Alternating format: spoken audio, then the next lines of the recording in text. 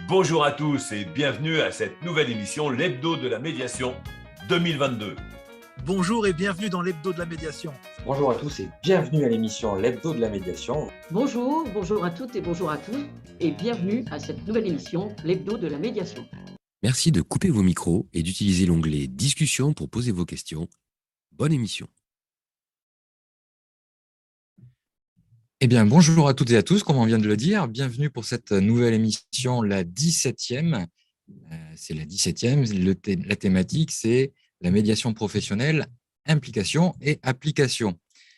Alors, vous voyez que tout le monde arrive petit à petit. Je vous remercie d'être là. Et maintenant, Jean-Louis, qui est arrivé, va vous présenter cette thématique et commencer le développement. Bonne émission. Bonjour à tous, bonjour à toi Jérôme et à la fidélité de ceux qui viennent régulièrement à participer à cette émission et puis nous suivre, nous écouter. Jean-Bruno également qui nous a rejoint pour parler éventuellement des différents aspects de l'application et des implications de la médiation professionnelle. Alors pour parler de ce sujet, inévitablement, je vais aborder un peu de genèse de la médiation professionnelle. Et je l'ai déjà signalé ici, c'est important de dire qu'en fait, la médiation professionnelle est la véritable innovation dans le champ de la médiation. Quand on parle de médiation professionnelle, aujourd'hui, on parle uniquement de l'EPMN et des praticiens qui sont rattachés à la CPMN. Alors, ça paraît toujours se dire, mais attends, il y a d'autres personnes qui se revendiquent médiateurs professionnels. Oui, c'est vrai qu'ils pratiquent le hors-piste de la médiation professionnelle, c'est-à-dire qu'en fait, ils sont dans la médiation traditionnelle et s'attribuent des titres ou des appellations parce que, ça y est, la médiation professionnelle a fait son lit, elle a fait sa place. Alors, il faut que je rappelle en premier lieu ce que veut dire le terme de médiation. Je vais le faire avec 3 mots très simples, de façon à ne pas m'étendre sur le sujet, parce qu'on a toutes les occasions de revenir sur la définition du mot médiation. Et puis, si vous voulez en savoir plus, vous n'avez qu'à suivre la formation de médiateur professionnel avec le PMN. Le mot médiation, c'est historiquement l'idée de l'intercession. C'est intervenir entre. Alors, ceux qui interviennent entre, eh bien, ce sont principalement des ambassadeurs. C'était les ambassades pour intervenir, pour pouvoir faire passer un message. Alors, ils avaient des rôles. On le voit que le mot médiation, avec l'expression de négociation, c'est quelque chose qui est très très proche dans la version américaine qui s'est répandue fortement dans notre société, avec par exemple toutes les formations concurrentes à la médiation, c'est de la négociation assistée. D'ailleurs, il parle toujours négociation, c'est gagnant-gagnant pour ce qui est de l'aboutissement d'un accord, ou une démarche qui est faire de la négociation par rapport aux enjeux et aux intérêts. C'est comme ça qu'on voit la médiation traditionnelle. Et il y a eu pendant longtemps une grande confusion.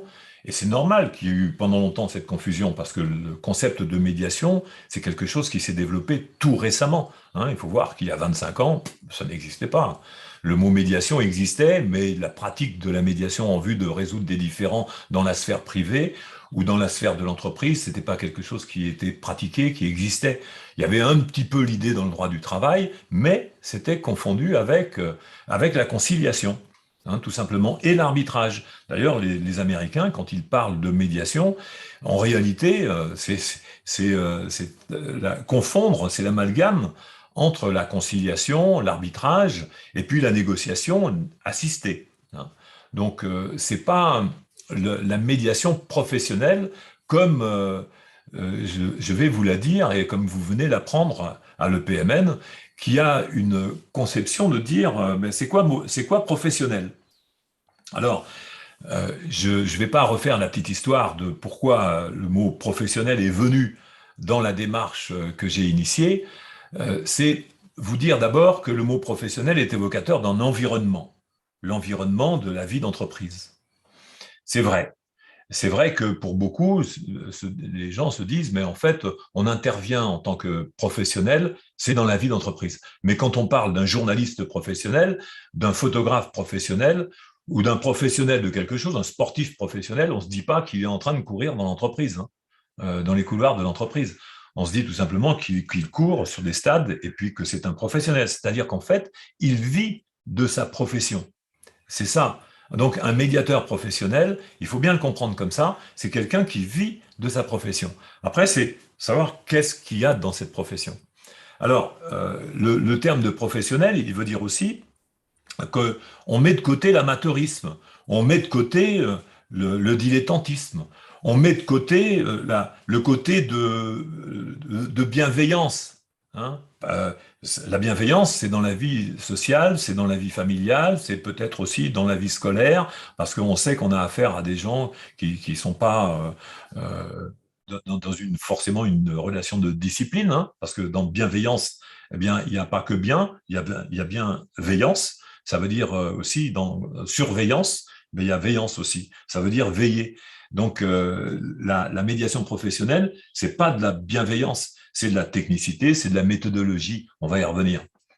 Alors, je vous dis que déjà, ben, on a fait une distinction entre la médiation traditionnelle, hein, il faut bien la nommer, pour dire qu'est-ce que c'est. Ben, c'est tous ces fonctionnements d'ambassade, de négociation assistée, d'arbitrage, de conciliation, tout ce mélange-là, hein, qui fait que bon, on va faire passer un message à quelqu'un en lui disant, attendez, c'est pas bien de se comporter comme ça. D'ailleurs, je vais vous dire, quand vous rentrez en médiation, eh bien, il y a des choses qu'il faut pas que vous fassiez.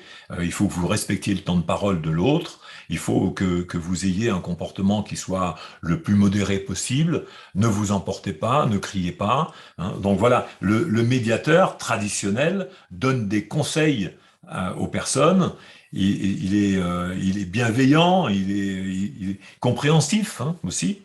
Donc c'est ça sa méthodologie. Alors il pratique de l'écoute active, hein, au sens rogérien du terme, hein, parce que c'est une approche qui est de dire bon, il y a des gens qui sont déséquilibrés dans le conflit, ils sont un peu chahutés émotionnellement, donc ils sont dans une démarche où une version de type thérapeutique serait nécessaire. Alors, bien sûr que l'écoute active est très centrée sur l'affect, hein, et puis ça commence par des formes un peu questionnantes qui sont de l'ordre de la compréhension, au sens où on dit bon bah voilà, l'autre il est pas content, hein, donc je sens bien que vous êtes pas content, dit le professionnel de la médiation traditionnelle.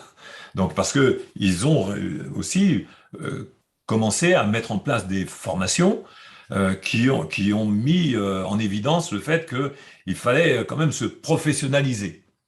Donc la médiation traditionnelle, c'est professionnaliser, mais ça donne pas de la médiation professionnelle.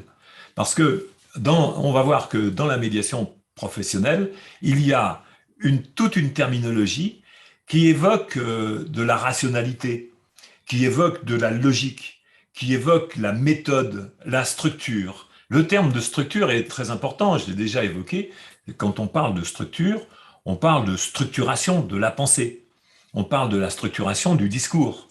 On parle de processus, de dispositifs structurés et structurants.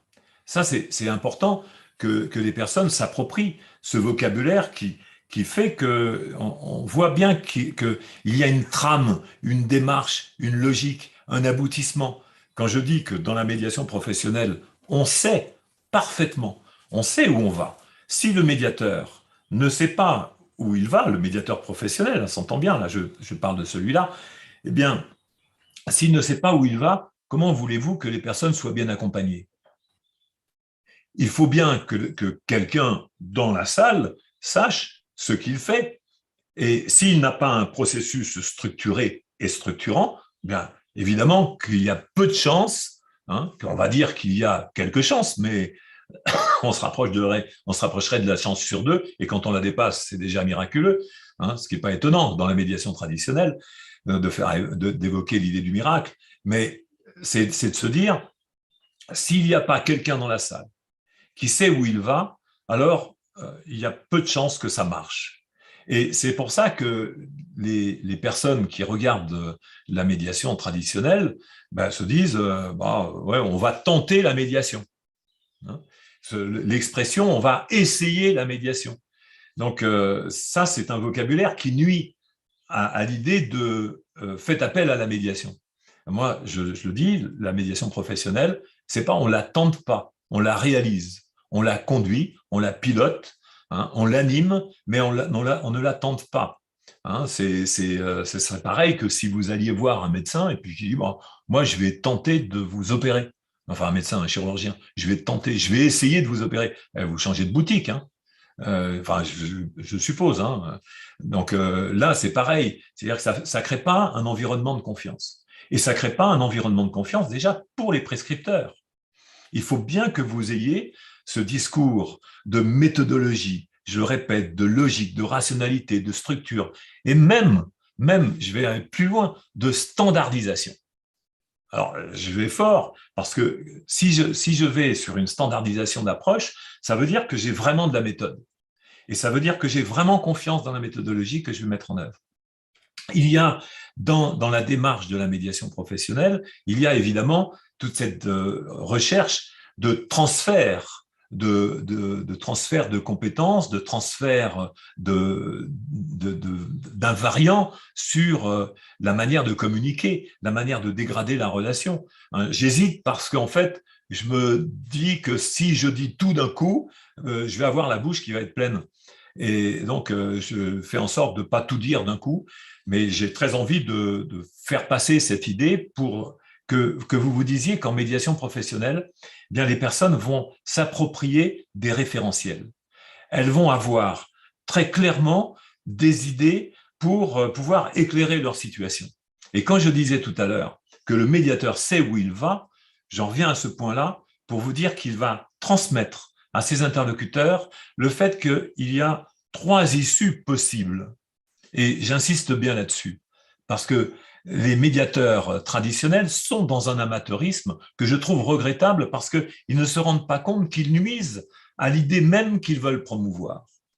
Dans la médiation professionnelle, on identifie très clairement qu'il y a 3 issues. 3 issues pour résoudre un différend. Soit les personnes vont revenir à la relation qui était non conflictuelle quand il n'y avait pas de conflit et puis que ces personnes s'entendaient ou s'accordaient, hein, elles avaient une manière de communiquer ensemble qui faisait que leur projet de vie était accompagné de leur bonne volonté, hein, de leur bienveillance aussi, de leur côté. Et donc, il va falloir les aider à revenir sur un référentiel qu'elles n'ont pas vraiment identifié à l'époque où ça marchait bien entre elles, mais qui va leur permettre de renouer avec une relation qui va être la plus agréable possible, telle qu'elle était avant le conflit, quand il y avait une relation avant le conflit. La deuxième possibilité, hein, c'est, je vais prendre l'autre partie, c'est la rupture consensuelle. Une rupture, quand je fais ça, c'est pour dire que ça va rompre. Hein. Et donc, c'est la rupture consensuelle, c'est-à-dire que les 2 parties sont d'accord pour dire oui, effectivement, on va arrêter de collaborer, on va arrêter de communiquer ensemble, on va arrêter d'œuvrer, de vivre et de partager. Alors, ça peut se faire dans la vie privée, dans la sphère privée, familiale. C'est vrai que c'est des choses qui peuvent se faire. C'est très rare dans la vie familiale, dans la vie conjugale, quand il y a des enfants. Mais quand il y a 2 conjoints qui sont sans enfants et sans intérêt commun, ou alors que ces intérêts communs peuvent être séparés, eh bien, effectivement, il peut y avoir une rupture consensuelle.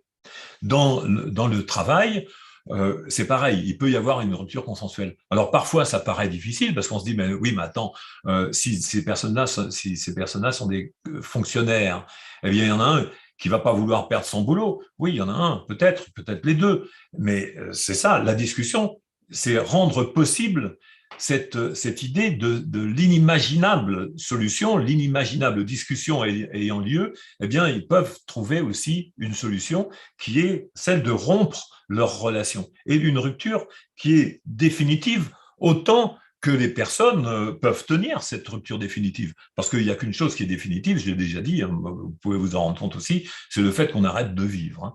Donc, une fois qu'on est toujours en vie, eh bien, on peut toujours éviter toutes les représentations du deuil, par exemple, hein, qui est vraiment une erreur intellectuelle. Quand on parle de faire le deuil d'une relation, ben on fait pas le deuil d'une relation, c'est une métaphore qui est abusive. Hein, c'est une transposition de cette terminologie qui est complètement abusive, parce que, en fait, toutes les relations peuvent se renouer à tout moment dans la vie. Même après avoir pris la décision d'une rupture définitive. On peut très bien se dire, bah, là c'est fini, et puis voilà, c'est fini pour l'instant en réalité. Alors, donc la rupture définitive, c'est quelque chose qui peut être acté dans la médiation. Et puis entre les deux, eh bien, il y a l'aménagement. Et c'est vous dire que le médiateur sait, lui, qu'il y a ces trois possibilités. Et il les transmet. Donc, vous pouvez prospecter le fait que dans la médiation, pour pouvoir résoudre un conflit, eh bien, vous pouvez donc aménager la relation, la rompre ou la reprendre telle qu'elle était avant le conflit. Et dans l'aménagement, il y a également plusieurs manières d'aménager. Alors, je vous renverrai à une autre discussion pour ce qui est de l'aménagement, mais je vais poursuivre là pour vous dire, regardez ce que je viens de vous dire, réécoutez un instant ce que je viens de vous dire par rapport à ce que c'est que la médiation professionnelle. Sur quoi repose-t-elle? Elle repose sur quelque chose qui est pas du tout la même conception que la médiation traditionnelle. Alors, il faut que je revienne un peu sur la médiation traditionnelle, parce que quand je vais sur l'autre, tout le monde dit « bah oui, c'est évident ». Mais c'est tellement évident que personne ne le faisait avant, et c'est tellement évident que dans les écoles concurrentes, c'est pas du tout ce qui est enseigné. Et c'est ça qui fait la grande différence entre praticiens de la médiation. C'est-à-dire que vous avez des gens qui ont une représentation de ce que c'est qu'un conflit. Comme un médecin pourrait très bien avoir une représentation précise de ce que c'est qu'un corps malade. Eh bien, une relation qui est considérée comme étant malade, on va essayer de la soigner. Donc, on a une approche de l'approche thérapeutique, psychothérapeutique de la relation. On a une représentation de ce que c'est qu'un conflit. On se dit, par exemple, que les personnes choisissent d'être en conflit. Dès lors que je me dis que des personnes choisissent d'être en conflit, il faut être un peu malade, hein, c'est vrai, pour choisir le conflit, mais ça dépend. Parce qu'en fait, il y a des gens qui se disent, mais oui, mais le conflit est sain. Hein, parce que ça peut être très bon, parce que ce qui peut en sortir, c'est très bon. On n'a qu'à demander, par exemple, aux Russes et aux Ukrainiens si le conflit c'est très bon. On va tout de suite comprendre que c'est pas le cas. Mais parce que quand je dis les Russes et les Ukrainiens, je veux pas du tout oublier les Yéménites, etc., qui sont un peu oubliés dans ces moments d'actualité où ils subissent un conflit, un véritable conflit avec des enjeux qui sont complètement au-dessus de la propre réalité de la vie. Hein, parce que il y a des gens qui vivent et des gens qui sont massacrés au nom d'intérêts qui ne les concernent pas du tout. Donc là, ce que c'est qu'un conflit, c'est quelque chose qui est abominable en réalité, hein, quand on le vit. Si c'est un litige, par exemple, un litige avec un commerçant, etc., bon, c'est moins abominable, quoique parfois ça puisse être très très prenant. Et dès lors que le conflit envahit la sphère dans la tête émotionnelle, c'est là où ça devient absolument épouvantable. Il y a des gens qui n'en dorment plus, qui se font des misères, qui se font des dépressions, même le conflit se manifeste même sur leur corps, hein, avec une somatisation. Donc ça, c'est le conflit, c'est quelque chose qui n'est pas du tout positif. Le dire en positif, c'est vraiment vouloir dire que, par exemple, quand tu reçois la foudre sur la tête, c'est positif. Hein, ça peut être positif. Oui, c'est une expérience de laboratoire. Mais en tout état de cause, le conflit, c'est quelque chose qui n'est pas du tout constructif. C'est faux. On peut emprunter, prendre d'autres chemins que le conflit pour pouvoir trouver des solutions et avoir des idées géniales. Hein, c'est pas la créativité n'est pas du tout liée à la conflictualité. Donc, il faut voir que la manière dont on considère le conflit, c'est important parce que si je le considère comme étant bénéfique et si je considère que c'est quelque chose qui est indissociable de la vie en société, ben, j'ai une représentation de ce que c'est que l'humain. Et là, ce que je veux vous dire, c'est qu'en médiation professionnelle, bien, on voit que le conflit est une dégradation de la relation et que quand on identifie les invariants de la conflictualité, on permet aux gens de comprendre et de pouvoir maîtriser de pouvoir maîtriser ce qui peut faire qu'ils vont aller vers la résolution d'un conflit plutôt que de le gérer. Hein, c'est encore des termes, une terminologie qui se dissocie. Alors, j'ai bien vu que de plus en plus, il y a des gens de la concurrence qui disent, bah oui, nous aussi, on fait de la résolution de conflits. Oui, alors, au mieux, c'est vrai, je vois, il y a des chiffres. Les chiffres, c'est 75% de succès dans le mieux de la concurrence. Hein, ça veut dire qu'il y a 25% d'échecs. Et moi, je me suis intéressé à ces 25% d'échecs. Pourquoi est-ce qu'il y a 25% d'échecs dans la médiation traditionnelle? Ben parce qu'en fait, tout simplement, pour les autres manières dont ils résolvent les conflits, c'est qu'en fait, ils font de la gestion de conflits. Et ça fait l'échec. Ça fait l'échec qui n'est pas dû à la mauvaise volonté des personnes qui viennent en médiation, ce qui est dû au fait que les personnes qui font la médiation ont des représentations qui les empêchent de pouvoir accompagner la résolution du conflit. Donc voilà, ce que je vous dis, c'est qu'il y a non seulement un professionnel qui sait où il va, mais en plus, il a une méthodologie de transfert de compétences, de transfert de référentiel, dont il doit permettre l'appropriation. Et que pour que vous puissiez vous dire, est-ce que j'ai réussi ma médiation? Votre mesure, c'est de pouvoir, par exemple, dire aux personnes, qu'est-ce que vous retenez de cette médiation pour pouvoir avoir une meilleure qualité avec autrui. Pas seulement avec la personne avec laquelle vous étiez en conflit, mais également avec autrui. Qu'est-ce que vous retenez de ça? Ça, c'est votre mesure. Mais il ne peut pas y avoir une grande mesure. Il y a une erreur, par exemple, qui est faite aussi en médiation traditionnelle, c'est le médiateur qui dit « Alors, qu'est-ce que vous pensez de mon intervention ?» Alors, si vous faites ça, vous vous exposez à la volée de bois vert. Hein.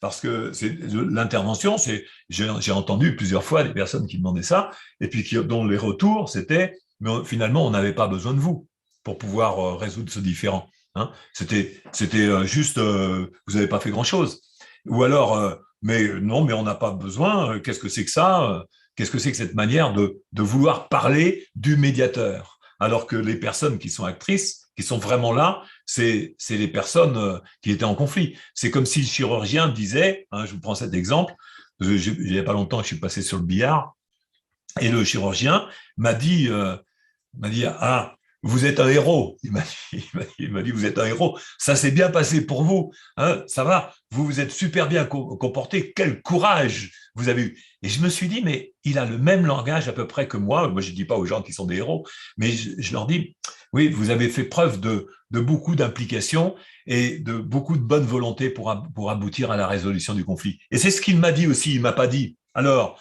qu'est-ce que vous pensez de mon intervention? Qu'est-ce que vous pensez de moi? Je lui aurais dit, écoutez, on va voir dans quelques temps si ça tient encore votre affaire. Hein, eh bien, c'est exactement ce que vous risquez d'avoir lorsque vous demandez qu'est-ce que vous pensez de moi en tant que médiateur. Hein, c'est quelque chose qui est complètement inadapté. Donc voilà, les premières choses que je vous dis, c'est la différence entre la médiation traditionnelle et la médiation professionnelle qui a vraiment aujourd'hui fait son nid, hein, parce qu'elle s'est développée et elle s'est développée avec deux choses qui sont importantes et peut-être que je vais partager avec vous un temps de parole avec mon ami Jérôme et puis Jean Bruno pour pouvoir vous dire quelles sont les implications et quelles sont les applications de la médiation professionnelle. Parce que c'est bien une transformation de la pensée de faire de la médiation professionnelle. J'espère que je vous l'ai fait passer. En tout cas, j'en suis moi-même convaincu parce qu'il a fallu faire évoluer ma pensée pour aboutir à l'idée de créer une profession à part entière. Hein. Bon, maintenant, je pense que c'est normal qu'il y ait différents courants de pensée qui viennent pour se greffer sur une profession. Il y a toujours des conceptions différentes, mais là, on est sur l'humain et sur ce qui est appelé les sciences molles. Hein. Alors, quand j'avais entendu cette idée des sciences molles, moi, je me suis dit, il va falloir durcir un peu tout ça. Et le durcir, c'est pas pour pouvoir faire quelque chose avec des angles aigus qui font mal, c'est plutôt avec de la méthode et de la rationalité. Et quand vous approchez une personne qui est dans un différent, eh bien, si vous y allez avec une science molle, ben, vous allez faire quelque chose de mou et quelque chose de pas, qui va pas forcément tenir. Et par contre, si vous y allez avec la rationalité et la méthode, vous allez transformer la manière dont les personnes perçoivent leurs propres relations. Voilà, c'est déjà ma première partie et je vais donner maintenant la parole à Jérôme ou à Jean-Bruno selon qu'ils vont vouloir s'ordonner. Donc, Jean-Bruno. Non, moi, j'avais juste une question pour te relancer sur. Tu as bien défini la médiation traditionnelle, parfait. Est-ce que tu mets la médiation politique, la médiation qui serait à un niveau différent de ce qu'on a l'habitude de traiter, dans le même panier, je dirais, de médiation traditionnelle pour l'instant? Et qu'est-ce que la médiation professionnelle pourrait apporter dans les relations internationales? Alors, je vais reprendre un propos que j'ai déjà tenu. J'ai jamais cru que la médiation professionnelle était quelque chose d'idéal. Hein, j'étais un idéaliste quand j'avais 18 ans, et jusqu'à même un peu plus. Et j'ai fait, d'ailleurs, dans l'idéal, on est toujours un peu fanatique, je veux dire, on est toujours militant, ferme, hein, et ce qui veut dire très engagé. Je l'ai été fortement, donc sur le plan politique. Et donc, je ne crois pas que la médiation professionnelle puisse apporter quelque chose qui va transformer radicalement la vie sociale et la vie politique. Cela dit, comme t'aimes bien Jean-Bruno, et pourtant, cela dit, dans la vie politique, il manque la formation de ces politiciens pour être vraiment dans le rôle qu'ils devraient avoir. Aujourd'hui, puisque tu me donnes la possibilité de le dire, on a affaire à des gestionnaires. Comme je le disais tout à l'heure, la gestion des conflits et la gestion de la vie en société. Quand on fait de la gestion, on a peur toujours de perdre. Ça, c'est un point important parce qu'on peut le voir sur les conflits. On a toujours peur de perdre. Et la peur de perdre, c'est quelque chose qui est terrible. Parce que quand on a peur de perdre, ben on provoque en fait la perte dont on a peur. On provoque toujours ça. Et si on ne provoque pas la perte de ce dont on a peur, eh bien, on va récupérer quelque chose qui est négatif. On est toujours dans une posture où on est dans une quête pour gagner avec l'idée qu'il y a des pertes à côté. C'est toujours en comparatif. Donc ça, c'est la déformation des gestionnaires. Et aujourd'hui, les gestionnaires sont arrivés sur la scène politique. Ça, c'est une grosse erreur. Donc, dans les conflits politiques, c'est de la gestion qui se passe actuellement. C'est la gestion. C'est la mentalité gestionnaire qui est là et qui pose beaucoup de problèmes à notre vie en société. Alors, quand je dis ça, je sais bien que je reste sur le coup marginal et c'est problématique parce que c'est difficile à transmettre cette idée qu'il ne faut pas des gestionnaires dans la vie politique. Il ne faut pas un gestionnaire dans la vie d'une entreprise. Alors, à la tête de l'entreprise, hein, qu'on s'entende bien. Il faut des gestionnaires, évidemment. Mais les gestionnaires ne doivent pas être des décisionnaires politiques. Et les politiques doivent être des médiateurs. C'est là où je dis ils doivent avoir la formation de médiateur. Par rapport à la rationalité et la méthode, c'est ça? Oui, parce qu'en fait, tu vois, tout à l'heure je le disais, il y a un projet. Quand les gens viennent pour résoudre un conflit, ils ont un projet. C'est quoi leur projet? C'est de résoudre le conflit. C'est de se sortir de l'ornière dans laquelle ils sont. Et le médiateur dit, moi, j'ai 3 issues possibles à vous confier. Et tu peux y aller, il n'y en a pas d'autres. C'est ça le projet.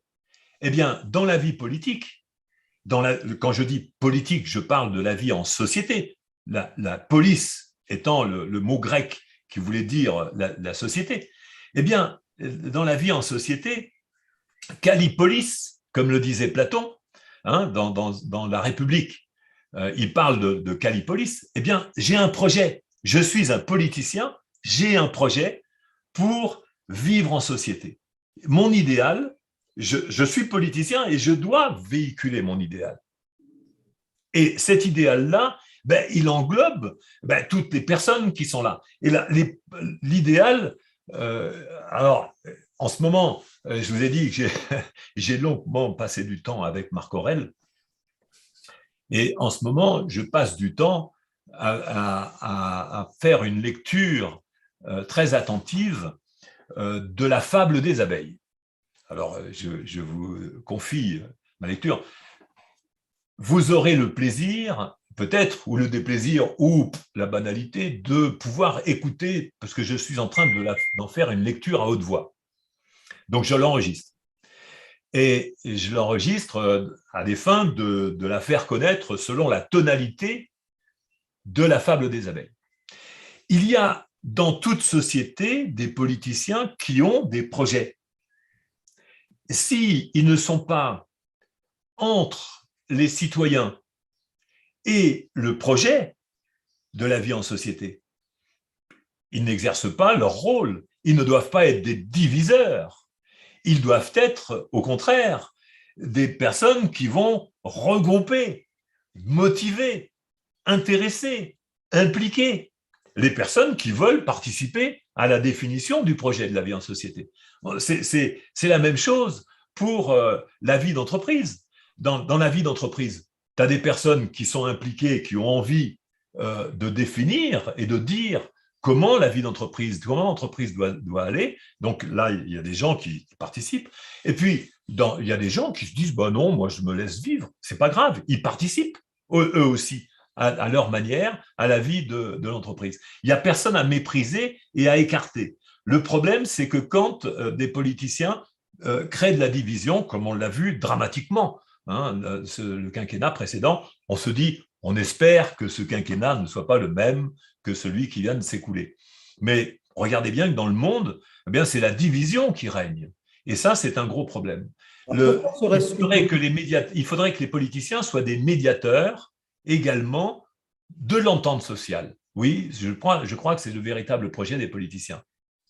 Donc, c'est pas vraiment utopique d'imaginer que la médiation professionnelle, avec ses références, sa méthodologie, sa rationalité, puisse s'insérer dans la vie sociale et politique et pouvoir prendre une part de résolution des conflits qui pourraient surgir entre des personnes qui sont de cultures opposées, enfin de cultures différentes, pardon, et dans un conflit qui oppose des États, par exemple.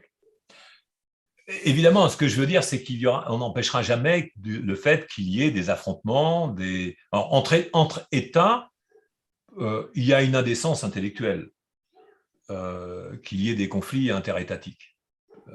Je dirais que c'est de la faiblesse mentale de la part de ceux qui provoquent ce genre de situation. Parce que vouloir conquérir un bout de terre avec même des minerais ou des richesses, ça reste assez pitoyable quand tu vois la fragilité de notre existence et la fugitivité de l'existence humaine. Donc, c'est se considérer comme quasiment éternel dans un projet dont on ne maîtrise ni le début ni la fin, comme si tu prenais une série Netflix au milieu, tu ne connaîtras jamais le début, tu ne connaîtras jamais la fin. On en est là dans la vie humaine. Et vouloir ne pas être plus philosophe que ça de la part des politiciens, c'est très problématique.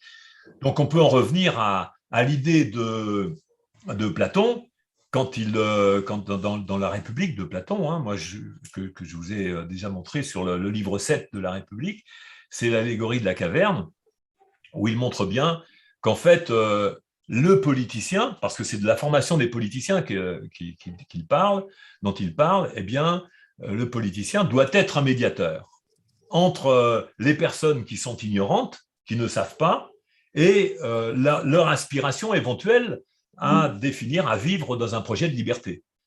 C'est ça. Et c'est un travail permanent d'entretien.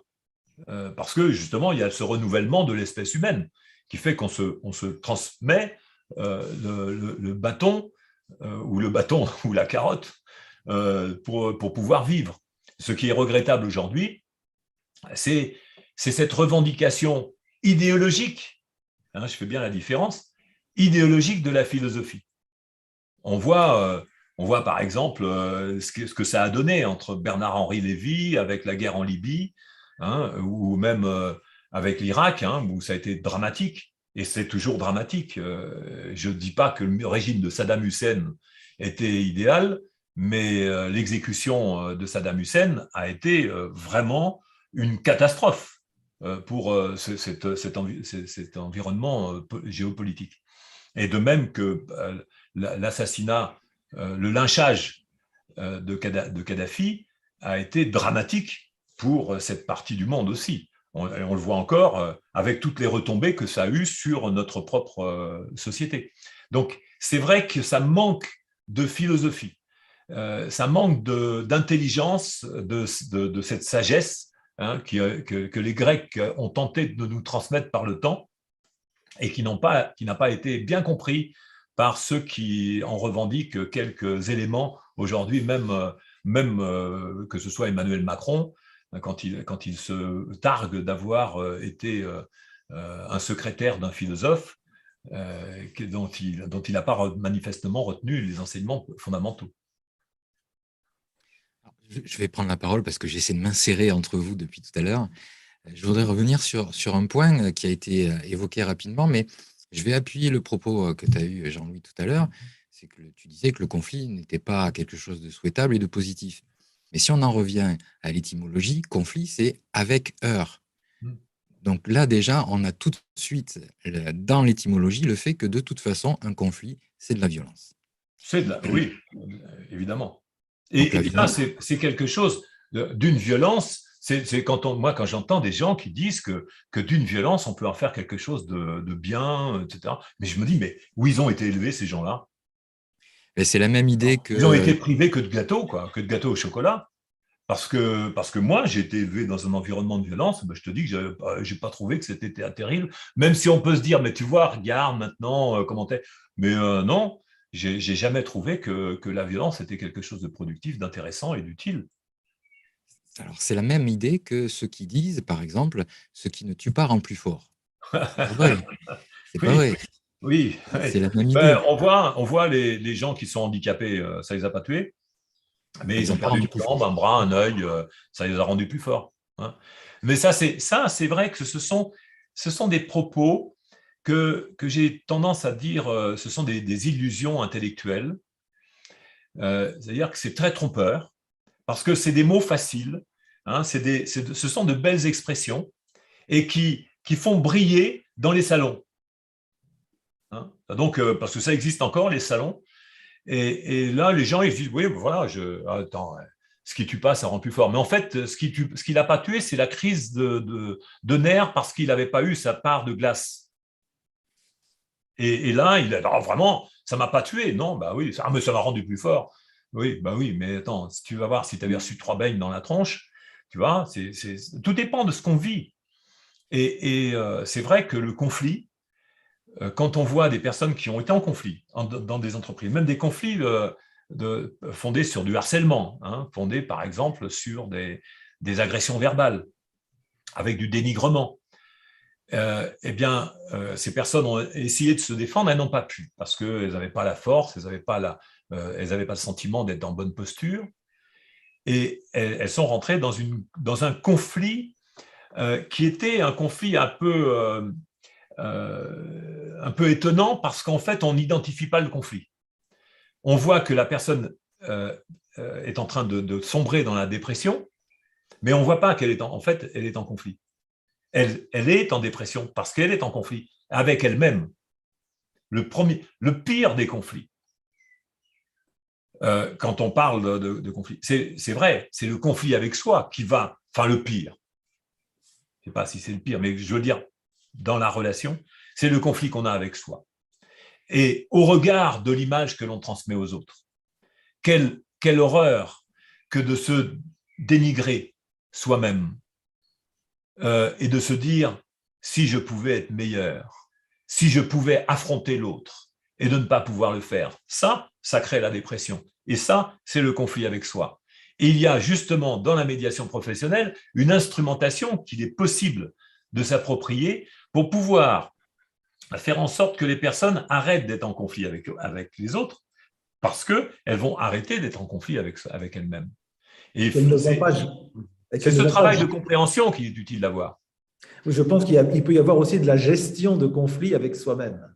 Et effectivement, les outils de la médiation professionnelle ont toute la place à se faire, même pour moi, dans tous les niveaux, y compris les niveaux politiques, pour que les états de conscience des personnes en responsabilité puissent non pas faire de la gestion avec leurs ambitions et leurs conflits intérieurs, mais de la résolution aussi de conflits. Et tu vois, quand on parle de ce conflit-là, moi, il y avait une terminologie qui m'a beaucoup intéressé, parce que, bon, vous avez compris, je ne le cache pas, que j'étais militant de gauche, extrême gauche, et je m'étais beaucoup intéressé au rapport maître-esclave, qui avait été toute une discussion politique à un moment donné, que Engels avait repris avec Marx, etc. Donc c'était toute la discussion de savoir quel était le rapport du maître et de l'esclave, et qu'est-ce qui faisait le maître, qu'est-ce qui faisait l'esclave. Et un jour, j'ai lu avec beaucoup d'attention La République de Platon, que je citais tout à l'heure. Et à un moment donné, Socrate dit je parle de la nécessité d'être maître de soi-même. Maître de soi-même ne signifie pas d'être dans une relation maître-esclave en soi. Et là, j'étais étonné de lire déjà à cette époque que la première expression du rapport maître-esclave en soi n'était pas par rapport à la vie en société, c'était dans la relation à soi. Parce que c'est là où il y a un rapport de force qui se crée. Et il y a une confusion quand je dis « je suis maître de moi-même », est-ce que cela veut dire que je suis en train de mettre une pression sur une partie de moi-même que j'empêche de s'exprimer? Si c'est ça, alors ça ne peut pas marcher. Et je fais de la gestion de la relation. Donc, la relation maître-esclave en soi existe parce que je suis celui j'ai une partie de moi qui domine sur l'autre. La relation de « je me maîtrise ». Dans cette expression, qui est une forme soi-disant réfléchie, qui témoigne souvent de peu de réflexion, mais qui dit « je me maîtrise ». Qui est-ce que je maîtrise? Eh bien, il y a une partie de moi qui maîtrise l'autre. C'est le « je » qui est le soi dans le monde, qui maîtrise le monde en soi, ou inversement. Donc là, j'exerce une pression sur moi. Eh bien, en médiation professionnelle, ce n'est pas du tout ça. Si je me maîtrise, ça veut dire que j'ai créé en moi une harmonie relationnelle. Et je ne peux pas me satisfaire de m'empêcher, de m'interdire, de me contrôler. On voit bien, les gens qui se contrôlent, au bout d'un moment, ils pètent les plombs. Donc on voit bien que c'est une mauvaise chose que de faire le coup avec, de temps en temps, je lève le couvercle de la marmite pour faire échapper un peu de buée, et puis au bout d'un moment, j'ai plus rien à bouffer. Mais et puis l'eau est toute partie. Mais n'empêche que c'est une mauvaise manière de pratiquer que de faire cette gestion-là. Donc, dans le « je me maîtrise », il y a soit la trace d'une conflictualité interne, et là, c'est important de voir que cette conflictualité interne va rejaillir sur l'extérieur, et je vais faire de la gestion de conflit en moi, et autant que je le fais en moi, autant je vais le préconiser aux autres. Alors, vous avez peut-être compris que moi, je ne fais pas de la gestion de conflits avec moi-même. Ce que je propose, c'est justement de créer de l'harmonie en soi, de créer une réflexion avec la raison, parce que avec soi-disant l'intelligence émotionnelle, vous n'arrivez à rien. Hein. Parce que ce n'est pas les émotions qui vont vous permettre de faire de la tempérance, de réussir à justement maîtriser éventuellement des emportements ou à comprendre quelque chose. Parce que la seule manière pour pouvoir sortir d'un conflit en soi, c'est de comprendre, c'est-à-dire d'avoir prise. Hein, j'insiste toujours sur cette expression que comprendre, c'est avoir prise. Et quand j'arrive à avoir prise, alors là maintenant, je peux être beaucoup plus posé puisque j'ai prise sur moi-même. Et je peux aussi dialoguer avec autrui parce que je vais avoir une meilleure approche de ma propre dimension conflictuelle. Et si j'ai vraiment une bonne approche, je pourrai mieux comprendre aussi la dimension conflictuelle d'autrui. Alors, à ce stade de l'émission, il est temps que nous allions un peu plus loin. Ce qu'on a vu, c'est que finalement, il était nécessaire d'avoir une rigueur importante sur la définition de ce qu'est une relation, de ce qu'est un conflit. Et ça va donner aussi les manières que le médiateur va pouvoir s'impliquer et les applications qui vont pouvoir en découler. Si on ne part pas de la bonne définition, eh bien, on va arriver sur des thématiques qui sont complètement hors sujet. Notamment, j'ai encore discuté hier avec une médiateur d'un autre courant qui disait que l'empathie était primordiale pour un médiateur. Cette définition de départ, elle va donner les implications et les applications qui vont en découler. Donc, les implications qui peuvent en découler, si on considère qu'une personne, c'est une personne qui ne sait pas forcément, qui peut être maladroite, et qui peut avoir des confusions identitaires, eh bien, on ne va pas du tout l'approcher de la même façon, on ne va pas la soigner, mais plutôt on va lui transmettre, ce que tu disais, que le médiateur est un pédagogue, transmettre des outils et des méthodes pour structurer sa pensée et, au-delà, structurer un peu son existence. Donc, cette implication-là de la médiation professionnelle, elle est d'abord pédagogique, pour transmettre ces aspects-là, mais dans un but d'entente.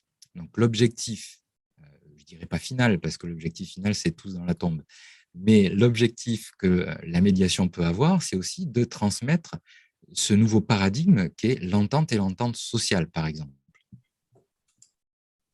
Complètement. Et effectivement, moi, je trouve aussi que justement, cet objectif, tu parlais tout à l'heure d'idéalisme, mais en enlevant ce côté idéaliste qui est finalement proche d'une émotion. Quand on poursuit un idéal, on est un peu dans l'émotionnel et on est dans la médiation traditionnelle finalement. Donc effectivement, cette façon qu'a la médiation traditionnelle de parler de bienveillance, d'empathie, c'est-à-dire de gestion des émotions, n'a rien à voir avec notre changement de paradigme qui, lui, est rationnel et donc qui s'affranchit effectivement de toute notion d'idéalisme pour aller vers une entente sociale. Alors, si vous permettez, je vais revenir. Jérôme, tu vas me rattraper. Je vais juste faire un petit retour par rapport à un commentaire de Lydie qui dit comme les personnes qui ont eu, par rapport à ce que je disais sur la conflictualité en soi, comme les personnes qui ont eu un burn-out et qui en retirent les bienfaits pour expliquer leur rebondissement dans un changement professionnel ou personnel. Je regarde en ce moment, c'est vrai, il y a beaucoup de gens qui arrivent avec leur ancien burn-out et qui disent « Moi, j'ai vécu ça, alors maintenant, je vais pouvoir vous accompagner, vous coacher pour que vous puissiez réussir dans votre vie, réussissez votre vie professionnelle. Moi, j'ai vécu effectivement quelque chose qui était terrible dans ma vie professionnelle et j'ai passé 1 an à réfléchir, etc. » Donc, ils balancent leur sauce de formation, d'accompagnement, de coaching. Là, il y en a un, j'ai regardé une vidéo, je me suis dit quand même, il va fort. Il raconte sa situation, vraie ou fausse, je ne sais pas, probablement vraie, d'avoir vécu quelque chose qui a été pénible. Pour moi, c'est très courant. Enfin, je dis pour moi, c'est quelque chose qui est contre-productif, mais c'est vrai qu'il y a beaucoup de gens qui se font aider par des personnes qui ont vécu des parcours similaires. Et que ça marche, ça peut marcher. Donc, ce que je dis, c'est que parmi les implications de la médiation professionnelle, c'est qu'il y a une partie, évidemment, que vous connaissez et qui est tue, qui est cachée un peu. C'est celle de ce qu'on appelle le développement personnel. L'objectif dans ces approches-là, c'est d'aider les personnes à avoir une meilleure vision de leur manière d'être en relation avec eux-mêmes et avec les autres. C'est-à-dire commencer par appliquer le fait de ne pas apporter de jugement sur soi-même, c'est ce que je dis, c'est de mettre le poison en soi, hein, ne pas se prêter de mauvaises intentions déjà, ne pas se dire, tiens vraiment, hein, j'ai une nature pourrie, hein. Qu'est-ce que c'est pourri l'humain alors, hein, et paf, je suis englobé dedans. Hein. Donc, ou alors les pratiques habituelles d'autoflagellation, putain, quel con. Hein, oh, quel imbécile. Oh, quel imbécile j'ai été. Alors ça, je vous dis tout de suite, si vous êtes des praticiens ou des praticiennes de ce genre de truc, allez, vous pouvez virer tout ça, ça sert à que dalle, mais en plus de ça, ça vous met du poison dans la vie. Et tel que vous traitez les autres, hein, si vous c'est ça. Hein. Tu vois un peu comment l'emmerdeur numéro 1, il se considère. Bon, j'ai pas besoin de le nommer cette fois-ci. Donc, c'est ça, c'est comment tu te considères. Eh bien, écoute la manière dont tu parles aux autres et tu verras la manière dont toi-même tu te considères. Ça, c'est quelque chose de terrible, de se maltraiter. Donc, l'une des premières applications, l'implication dans la médiation, c'est de travailler sur soi, c'est de dire comment je peux améliorer ma relation à moi-même. Je ne dis pas que c'est faire preuve de médiation, mais c'est dans le contenu de la qualité relationnelle qui est le paradigme référentiel de la médiation. C'est-à-dire qu'on ne peut pas, comme je n'avais pas terminé de le dire tout à l'heure, on ne peut pas se satisfaire d'avoir une représentation du conflit. Il faut qu'on ait une représentation de la relation. Il faut que j'ai une représentation de la relation telle qu'elle est. Une forme de relation que je peux identifier soit en dégradation, soit en qualité. Et là, je me dis, le conflit est une relation qui n'est pas du tout une fatalité, qui est une relation dégradée, et je peux apprendre à faire de la qualité relationnelle. Ça, c'est le référentiel du médiateur. Le référentiel du médiateur, c'est la qualité relationnelle. Impératif. Et pour pouvoir pratiquer cette qualité relationnelle, il faut la faire avec soi-même. Alors, je le dis avec le sourire, parce que je sais parfaitement que c'est vachement difficile. Parce qu'on a été éduqué sous la forme éducons. En 3 mots. On a été éduqué comme ça. Donc, avec le fouet, avec fais attention, comporte-toi bien, alors tu pourrais te retenir quand même, tu vois. Un jour, je vois une maman avec son gosse qui marchait dans un magasin, et le gosse, il dit hey, « Maman, t'as vu la grosse ?» Elle lui a collé une baigne. Elle l'a éduqué. Elle lui a donné une claque. Et oui, il parlait pas, il parlait d'une dame qui était devant. Et la maman, elle a vu l'autre se retourner, elle a dit oups, elle lui a collé une baffe. Mais ça a été peut-être, elle va dire, plus fort qu'elle. Mais lui, qu'est-ce qu'il a pris, l'enfant ?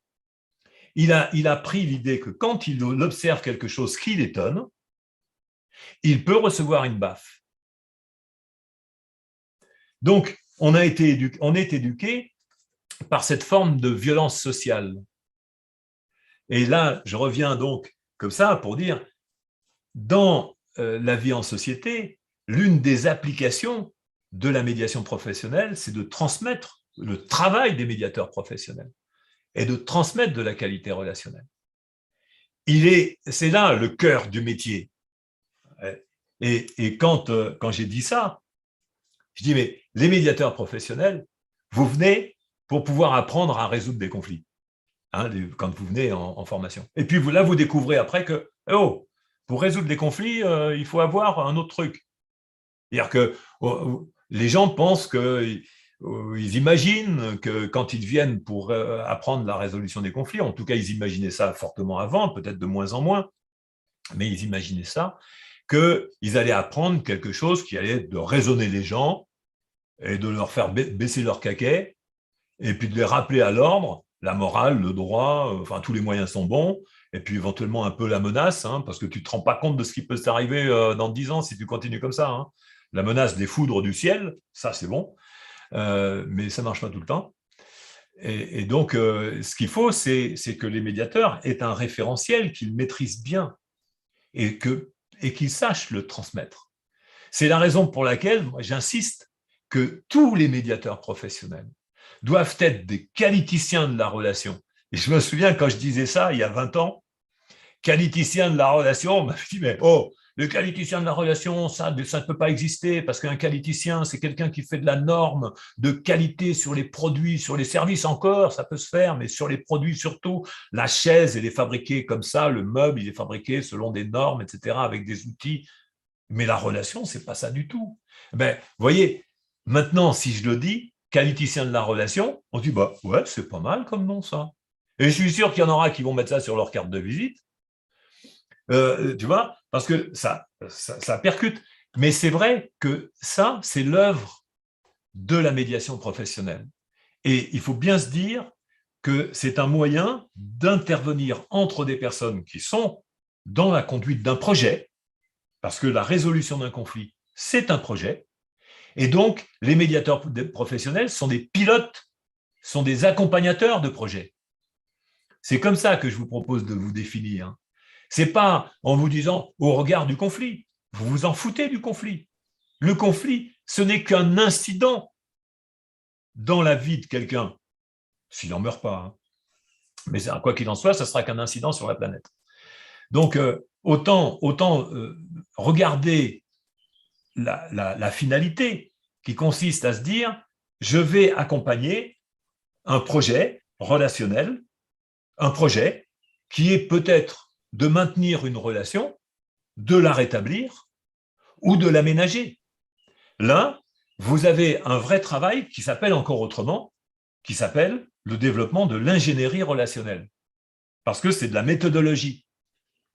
Donc, moi, c'est ce vocabulaire que je vous propose de bien maîtriser lorsque vous faites médiation professionnelle, implication, application, c'est qualité relationnelle, ingénierie relationnelle, de la logique, de la méthode, hein, et vraiment de la structure et de la rationalité. Et c'est pas facile de s'approprier la rationalité dans un environnement où tout le temps il est question, plus ou moins, de dire, en fait, chacun a sa fantaisie, chacun ses émotions, il y a l'intelligence émotionnelle.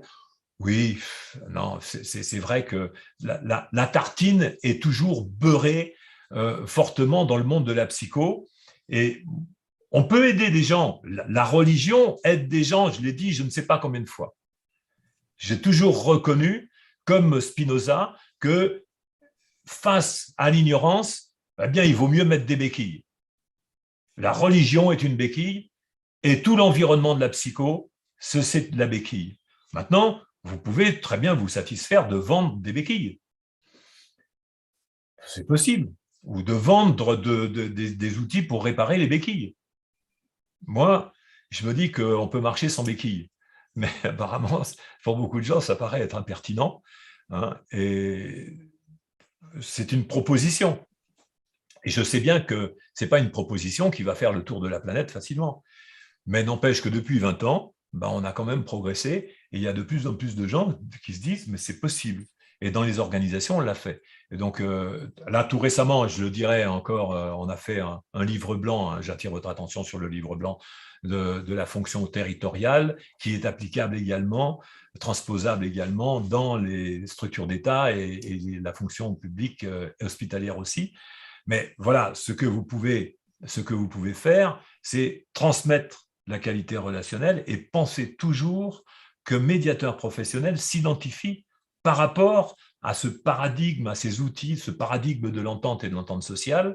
Ce n'est pas un idéal, mais c'est un objectif, c'est une transmission d'outils qui peuvent permettre à des gens d'évoluer dans la société de manière beaucoup plus sereine. Ce qu'on est en train de dire, c'est qu'on n'apprend pas aux gens on ne dit pas aux gens ce qu'il faut penser, on apprend aux gens comment réfléchir à les situations pour que la rationalité leur permette de conduire une pensée, d'être acteur de leur pensée. Alors on voit aussi que ça bouscule les représentations et que donc il va falloir continuer à se faire de la place, malgré le fait que depuis 20 ans, c'est déjà une place qui est très très différente. Il y a beaucoup de... La place de la médiation professionnelle aujourd'hui n'a rien à voir avec celle d'il y a 20 ans. Et pourtant, il y a encore besoin de développer la visibilité de ce qu'est vraiment la médiation professionnelle en toute rationalité pour que chacun puisse connaître ce que c'est et pouvoir y faire appel quand c'est vraiment nécessaire. Il n'y ait pas de confusion. Il y a des situations où la médiation professionnelle peut intervenir, et c'est la résolution des conflits, bien sûr, mais c'est aussi toute la partie qualité relationnelle. Et la formation continue, évidemment, puisque c'est un transfert pédagogique. Donc, tous ces éléments-là permettent en fait de voir le champ d'application de ce qu'est la médiation professionnelle au quotidien. Ça peut être de l'accompagnement individuel, ça peut être de la résolution de conflits, ça peut être de la formation, ça peut être des transferts de compétences plus limités, comme la prise de parole en public. Tous ces éléments-là représentent les applications de la médiation professionnelle avec un objectif qui est un peu supérieur. Alors, supérieur, j'aime pas le terme parce qu'il n'y a personne au-dessus de nous, mais avec un objectif un peu plus lointain qui est l'entente et l'entente sociale. Mais peut-être que tu vas me reprendre sur ce que je viens de dire ou le compléter. Alors, c'est vrai que avec le paradigme de l'entente sociale, on intervient sur ce que j'évoquais tout à l'heure, parmi les applications et les implications du développement de la médiation professionnelle, il y a le fait d'intervenir sur la vie politique, puisque Jean Bruno évoquait ce sujet-là très directement tout à l'heure, et puis bon, j'y ai répondu. Il faut voir que, comme je l'ai dit, pendant des années où les choses n'étaient pas claires, hein, parce que la médiation professionnelle, ça n'a pas été une invention du jour au lendemain.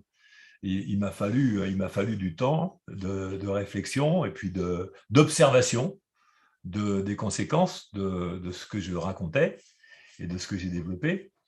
Et donc de dire, mais en fait, quand on parle de médiation professionnelle avec le fait d'intervenir dans la vie en société, on modifie un certain nombre de relations professionnelles. Quand il y a 20 ans, par exemple, je me souviens, il y avait des notaires qui disaient « nous, on est médiateurs naturels ». C'était le grand mot de notaire. J'habitais à Lyon à l'époque. Et il y avait le président de la Chambre des notaires de Lyon qui était fortement intéressé par l'idée de la médiation, mais qui disait « les médiateurs naturels, c'est nous ». Et donc, ça voulait dire quoi? Ça voulait dire qu'en fait, ils intervenaient sur un environnement où ils se sentaient les maîtres. C'est-à-dire, si vous avez un problème relationnel, venez nous voir. C'était ce que ça voulait dire. Alors, les avocats ont dit, à leur tour, eh non, nous aussi, on est médiateurs naturels. Alors, je me souviens, c'était Michel Bénichou, hein, pour ne pas le citer, qui était le président le bâtonnier de Grenoble, du barreau de Grenoble, qui était à l'époque président du CNB. Et Michel Bénichou, que j'ai connu un peu comme ça, hein, on s'est croisés, on s'est un peu parlé à cette époque-là, lui, il disait ouais, il faut quand même que les avocats se forment, parce que tous les avocats ne sont pas des médiateurs naturels. Bon, il avait la conscience de ça. Mais il a fait une grande promotion de la médiation au sein de la profession d'avocat. Ça a été vraiment le pèlerin, je dirais, en tant que bâtonnier, ça a été le pèlerin de la médiation au sein de la profession d'avocat. Et puis, il y a d'autres professions qui sont venues, de l'environnement de la psycho. Alors, je ne veux pas oublier tout l'environnement ecclésiastique. Parce que l'environnement ecclésiastique s'était fortement impliqué avec l'idée que Jésus était, pas le nôtre, hein, pas Jésus Rubio, mais Jésus le Messie, eh bien, ce Jésus-là était le premier médiateur entre les hommes et Dieu. Et donc, que les médiateurs naturels étaient des prêtres ou des religieux. Donc ça a été un fort courant de pensée. On a vu, par exemple, que l'un des premiers auteurs de la médiation traditionnelle, ça a été un prêtre qui s'appelait Jean-François Six, qui s'appelle d'ailleurs toujours Jean-François Six, qui a écrit plusieurs bouquins que j'ai cités déjà, mais bon, qui, sur le plan de la médiation, n'apportait rien de nouveau, mais qui revendiquait la posture. Eh bien, quand on arrive avec la médiation professionnelle, quand je parle d'innovation, en réalité, c'est qu'on a bousculé tout ça. Donc, inutile de vous dire que quand on bouscule des professions bien installées, ça fait des mécontents. Ça fait des mécontents, mais en même temps, je dirais, ils ont été intrigués parce qu'il y en a beaucoup qui viennent se former à l'EPMN, et je les remercie d'ailleurs de leur confiance.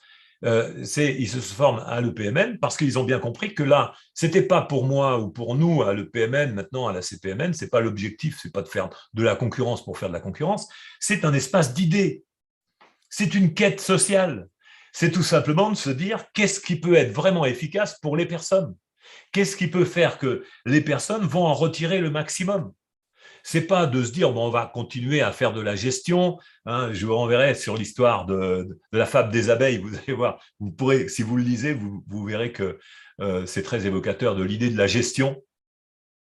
Et c'est déjà dans le livre de la fable des abeilles, qui est de Mandeville, et qui raconte justement comment les gens font de la gestion du conflit, font la gestion des problématiques. Avec beaucoup d'autres ingrédients, je vous les laisse découvrir. Mais quand on est arrivé avec la médiation professionnelle, on a bousculé. Et on continue de bousculer. Donc, inévitablement, ça fait des mécontents. Ça fait des personnes qui se disent « Oh, mais attends, c'est pas une profession, ça, ce qui est en train d'arriver. C'est une activité. » Donc, si on a dit « Si, c'est une profession. » D'ailleurs, j'ai créé le certificat d'aptitude à la profession de médiateur. Alors là, ils ont oh là là, ça veut dire quoi? Ça veut dire que vous êtes en train de créer une profession qui va bousculer nos activités, la légitimité de nos activités.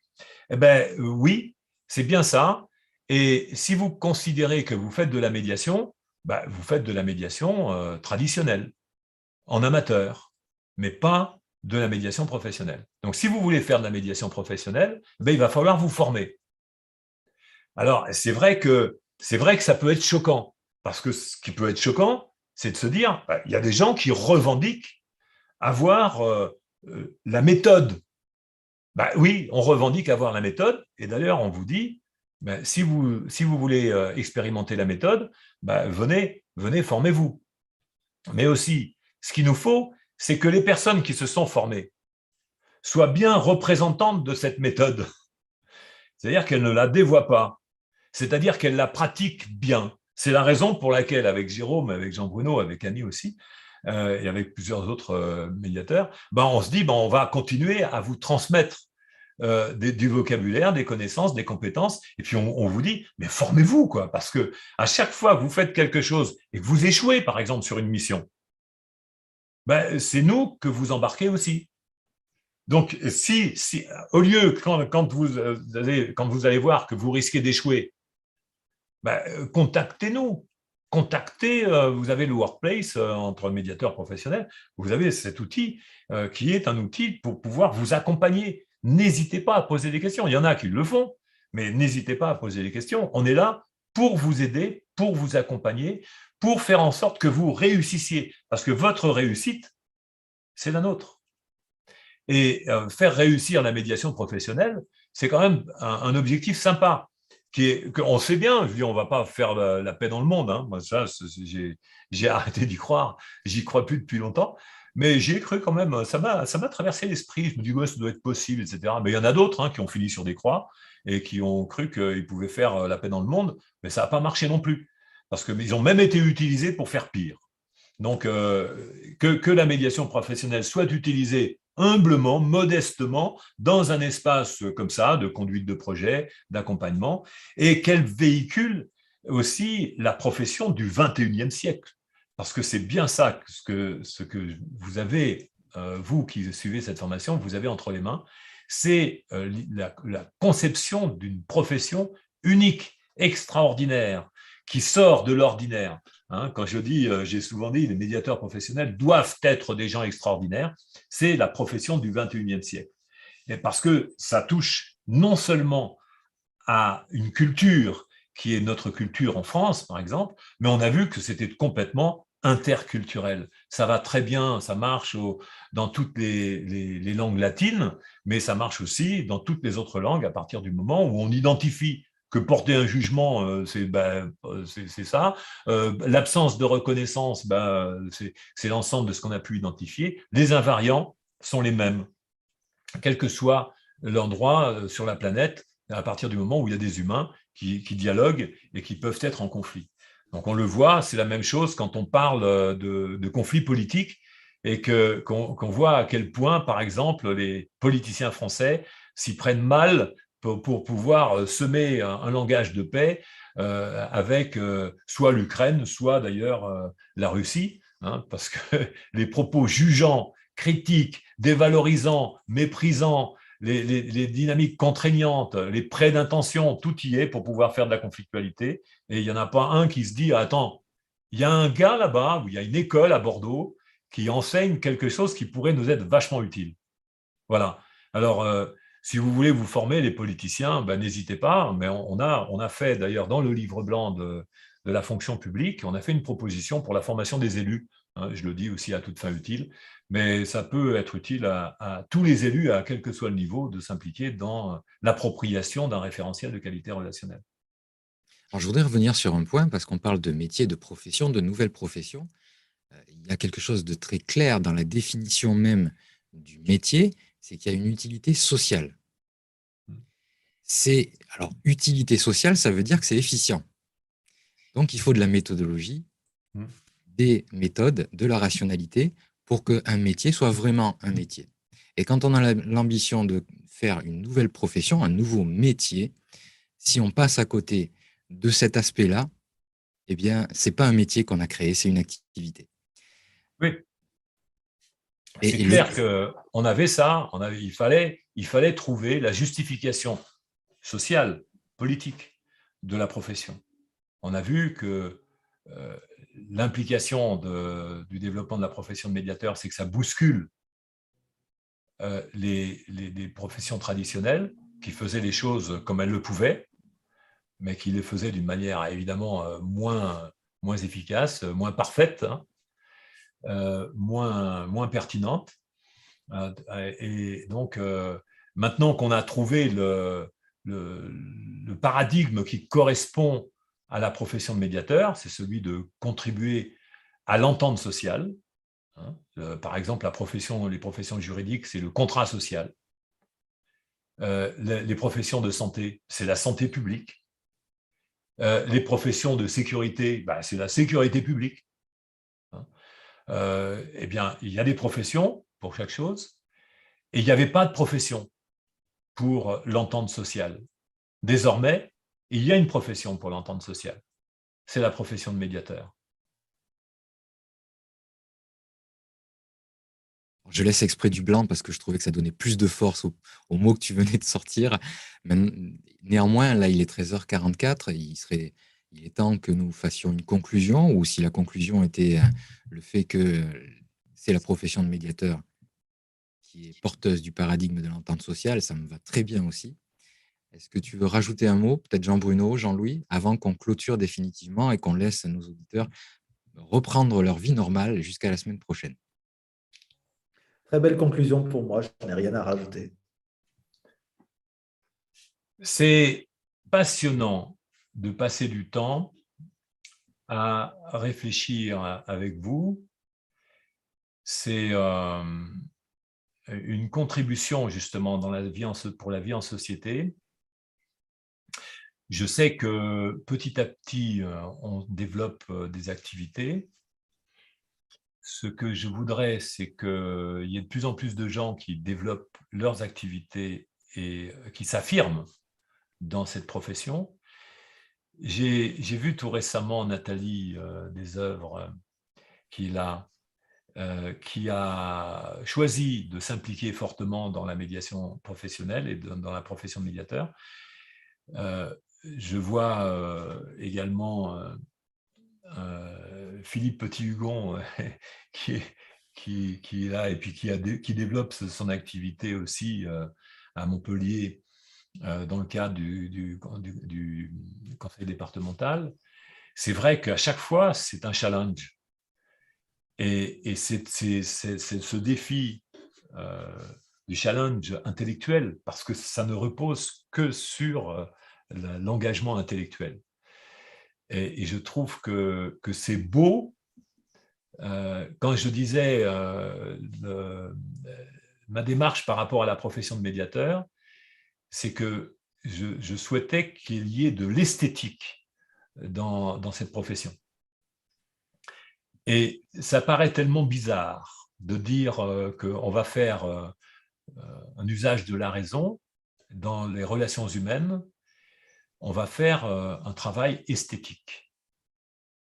Eh bien, je crois que c'est bien ce que nous sommes en train de faire. On a la préoccupation à chaque fois de faire quelque chose de beau.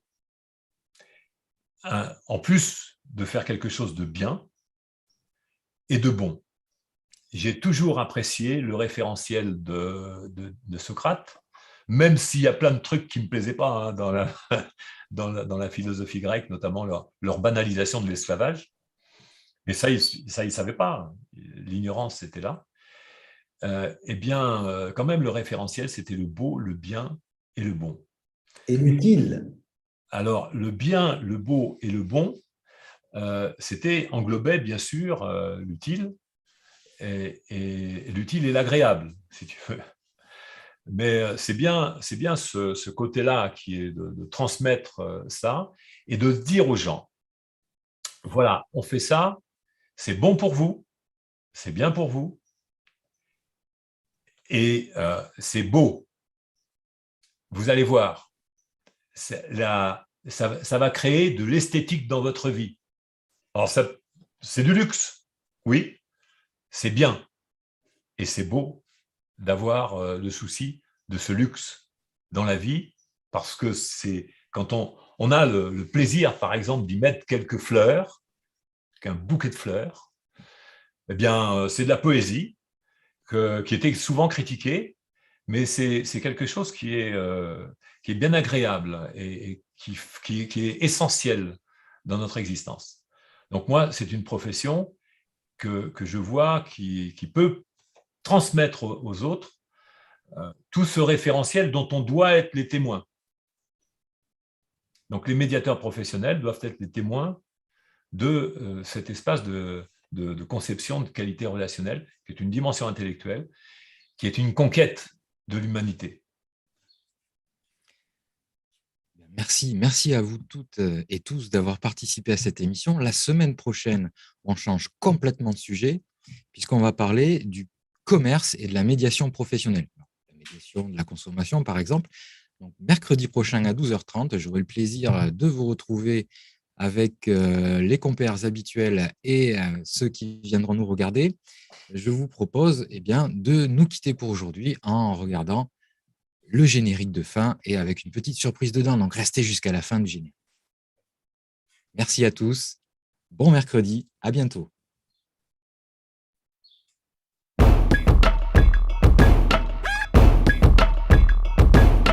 Abonnez-vous à Mediator.tv pour être prévenu de nos nouvelles diffusions, de vos vidéos en direct ou en replay. Le programme des 4 prochaines émissions est disponible sur l'officiel de la médiation dans l'onglet webinaire. Si vous avez aimé cette émission, je vous invite à la liker et à la partager sur vos réseaux sociaux avec tous vos amis. Vous pouvez télécharger l'application La Médiation Professionnelle sur le Play Store ou l'App Store. Si vous avez besoin d'un médiateur professionnel, vous allez sur allomediateur.com.